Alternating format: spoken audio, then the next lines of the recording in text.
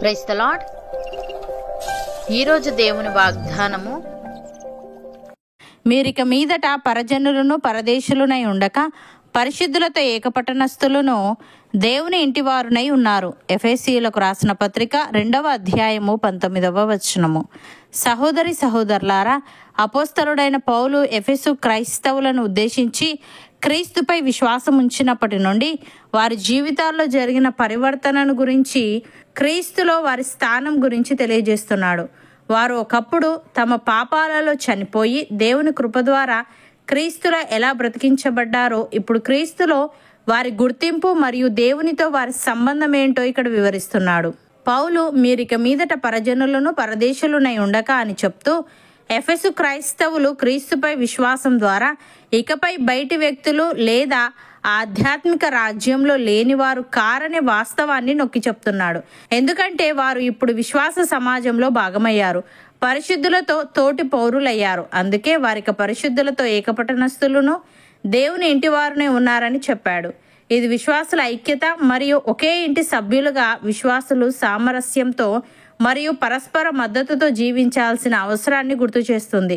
భక్తుడు ఈ విధంగా అంటున్నాడు: యేసుక్రీస్తునందు మీరందరూ విశ్వాసము వలన దేవుని కుమారులై ఉన్నారు. క్రీస్తులోనికి బాప్తిస్మము పొందిన మీరందరూ క్రీస్తును ధరించుకొని ఉన్నారు. ఇందులో యూదుడని గ్రీసు దేశస్థుడని లేదు, దాసుడని స్వతంత్రుడని లేదు, పురుషుడని స్త్రీ అని లేదు. యేసుక్రీస్తునందు మీరందరూ ఏకముగా ఉన్నారు. మీరు క్రీస్తు సంబంధులైతే ఆ పక్షమందు అబ్రహాం యొక్క సంతానమై ఉండి వాగ్దాన ప్రకారము వారసులై ఉన్నారు అని. ప్రియులారా, మనము దేవుని పిల్లలమని పిలువబడినట్లు తండ్రి మనకెట్టి ప్రేమను అనుగ్రహించెను చూడుడి. మనము దేవుని పిల్లలమే. ఈ హేతువు చేత లోకము మనలను ఎరుగదు, ఏలే అనగా అది ఆయనను ఎరుగలేదు. ప్రియులారా, ఇప్పుడు మనము దేవుని పిల్లలమై ఉన్నాము. మనం ఇక ఏమవుదుమో అది ఇంకా ప్రత్యక్షపరచబడలేదు గాని ఆయన ప్రత్యక్షమైనప్పుడు ఆయన ఉన్నట్లుగానే ఆయనను చూతుము గనుక ఆయనను పోలి ఉందుమని ఎరుగుదుము. ఆయన యందు ఈ నిరీక్షణ పెట్టుకొనిన ప్రతివాడును ఆయన పవిత్రుడై ఉన్నట్టుగా తన్ను పవిత్రునిగా చేసుకొనును. అపోస్తలుడైన పేతురు ఈ విధంగా అంటున్నాడు: మీరు చీకటిలో నుండి ఆశ్చర్యకరమైన తన వెలుగులోనికి మిమ్మల్ని పిలిచిన వాని గుణాతిశయములను ప్రచురము చేయు నిమిత్తము ఏర్పరచబడిన వంశమును, రాజులైన యాజక సమూహమును, పరిశుద్ధ జననమును, దేవుని సొత్తైన ప్రజలునై ఉన్నారు. ఒకప్పుడు ప్రజగా ఉండక ఇప్పుడు దేవుని ప్రజ అయితిరి. ఒకప్పుడు కనికరింపబడక ఇప్పుడు కనికరింపబడిన వారైతిరి.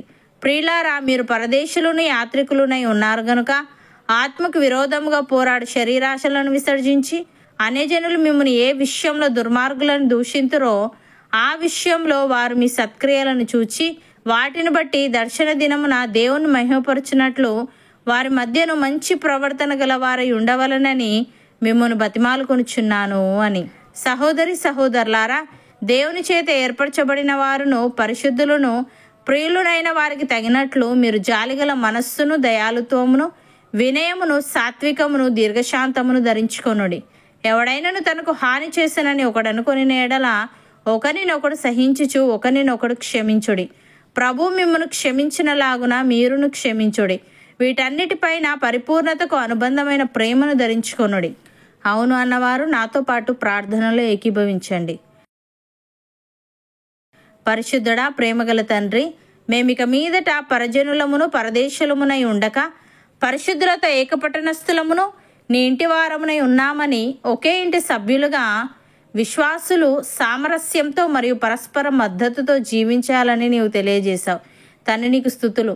దేవా, ఇప్పుడు మేము నీ పిల్లలమై ఉన్నాము గనుక మేమిక ఏమవుదుమో అది ఇంకా ప్రత్యక్షపరచబడలేదు గాని నీవు ప్రత్యక్షమైనప్పుడు నీవు ఉన్నట్లుగానే నిన్ను చూతుము గనుక నిన్ను పోలి ఉందుమని ఎరుగుదుము గనుక నీ యందు ఈ నిరీక్షణ పెట్టుకుని మేము నీవు పవిత్రుడవై ఉన్నట్టుగా మమ్మును మేము పవిత్రము చేసుకునే వారంగా ఉండుటకు సహాయము దయచేయమని. ఒకప్పుడు మేము ప్రజగా ఉండక ఇప్పుడు నీ ప్రజ అయితిమి గనుక, ఒకప్పుడు కనికరింపబడక ఇప్పుడు కనికరింపబడిన వారమైతిమి గనుక మేము ఆత్మకు విరోధముగా పోరాడు శరీరాశలను విసర్జించి, అన్యజనులు మమ్మల్ని ఏ విషయంలో దుర్మార్గులను దూషింతురో ఆ విషయంలో వారు మా సత్క్రియలను చూచి వాటిని బట్టి దర్శన దినమున నిన్ను మహిమపరచునట్లు వారి మధ్యన మంచి ప్రవర్తన గలవారమై ఉండుటకు కృపచూపమని, జాలిగల మనస్సును, దయాలుత్వమును, వినయమును, సాత్వికమును, దీర్ఘశాంతమును ధరించుకునే ఆత్మీయత మాలో ప్రతి ఒక్కరికి నీవే అనుగ్రహించమని యేసుక్రీస్తు నామమున ప్రార్థిస్తున్నాము తండ్రి. ఆమెన్.